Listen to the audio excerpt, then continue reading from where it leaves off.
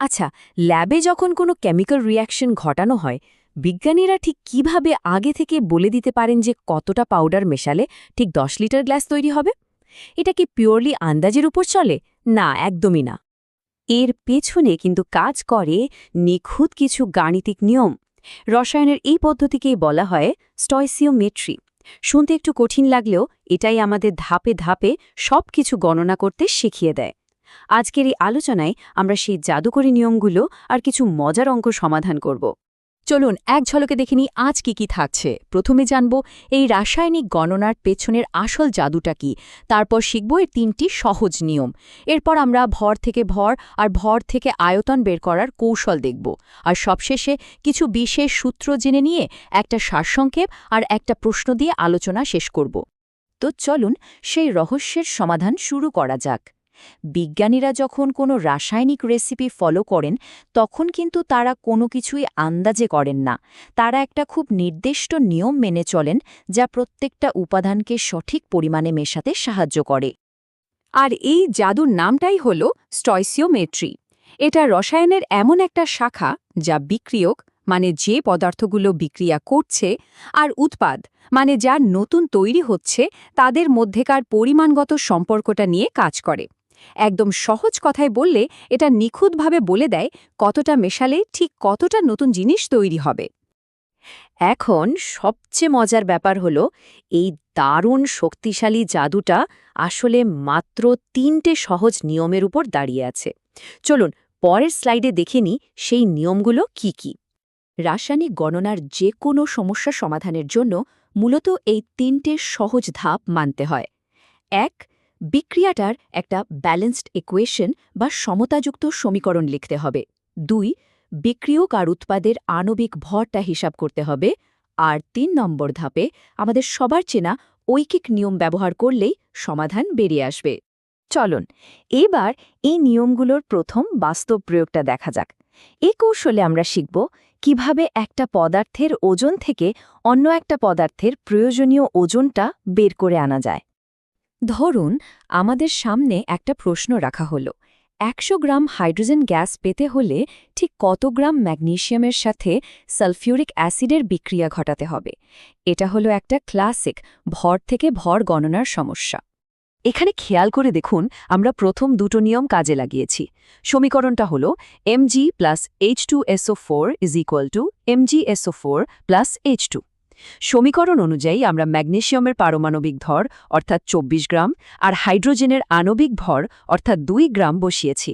তার মানে সমীকরণ থেকেই পরিষ্কার বোঝা যাচ্ছে যে 2 গ্রাম হাইড্রোজেন গ্যাস বানাতে 24 গ্রাম ম্যাগনেসিয়াম লাগে। এবার 3 নম্বর নিয়ম, মানে ঐকিক নিয়ম। যদি 2 গ্রাম হাইড্রোজেন পেতে 24 গ্রাম ম্যাগনেসিয়াম লাগে, তাহলে 100 গ্রাম হাইড্রোজেন পেতে ম্যাগনেসিয়াম লাগবে 24 গুণন 100 ভাগ 2, মানে ঠিক 1200 গ্রাম।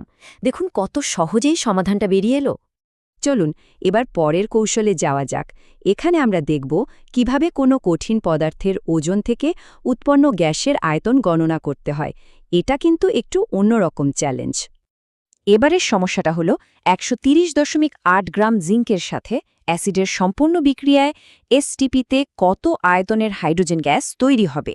এখানে একটা নতুন টার্ম এসেছে, সেটা হলো এসটিপি বা স্ট্যান্ডার্ড টেম্পারেচার অ্যান্ড প্রেশার। এই ধরনের অঙ্কের ক্ষেত্রে একটা ম্যাজিক নম্বর সবসময় মাথায় রাখতে হবে, আর সেটা হলো 22.4 লিটার। এসটিপি অর্থাৎ প্রমাণ চাপ ও তাপমাত্রায় যে কোনো 1 মোল গ্যাসের আয়তন হয় ঠিক 22.4 লিটার। এটা এই গণনার জন্য খুবই গুরুত্বপূর্ণ একটা তথ্য।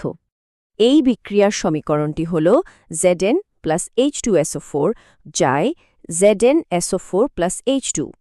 এখানে আমাদের মোল এককটা ব্যবহার করতে হবে। জিঙ্কের মোলার ভর হল 65.4 গ্রাম, মানে 65.4 গ্রাম জিঙ্ক মানে হল 1 মোল।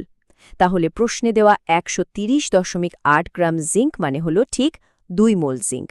আর সমীকরণ বলছে 1 মোল জিঙ্ক থেকে 1 মোল হাইড্রোজেন পাওয়া যায়, তার মানে 2 মোল জিঙ্ক থেকে 2 মোল হাইড্রোজেনই তৈরি হবে। আর এখানেই সেই ম্যাজিক নম্বরটা কাজে আসবে। আমরা তো জেনেই গেছি যে 1 মোল গ্যাসের আয়তন 22.4 লিটার। তাহলে 2 মোল হাইড্রোজেন গ্যাসের আয়তন হবে 2 গুণ 22.4 মানে 44.8 লিটার। ব্যাস, অঙ্ক শেষ। কিন্তু সবসময় তো পরিস্থিতি এত সহজ নাও থাকতে পারে, তাই না? চলুন কিছু অ্যাডভান্সড কৌশল বা সূত্র দেখে নিই, যেগুলো আরও কঠিন সমস্যার সমাধানে সাহায্য করবে।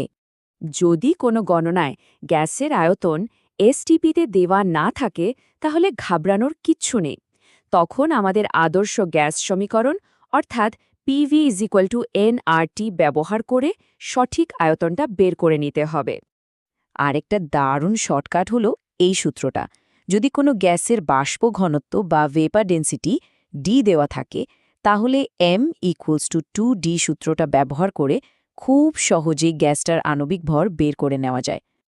আমরা প্রায় আলোচনার শেষের দিকে চলে এসেছি।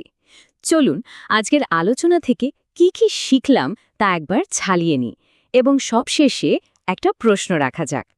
সংক্ষেপে বললে, স্টয়চিওমেট্রি হল রাসায়নিক গণনার একটা খুব সুনির্দিষ্ট পদ্ধতি। এর মূলে আছে 3টা ধাপ: সমীকরণ লেখা, আণবিক ভর বের করা আর ঐকিক নিয়ম খাটানো। গ্যাসের জন্য 22.4 লিটার সংখ্যাটা মনে রাখা খুব জরুরি।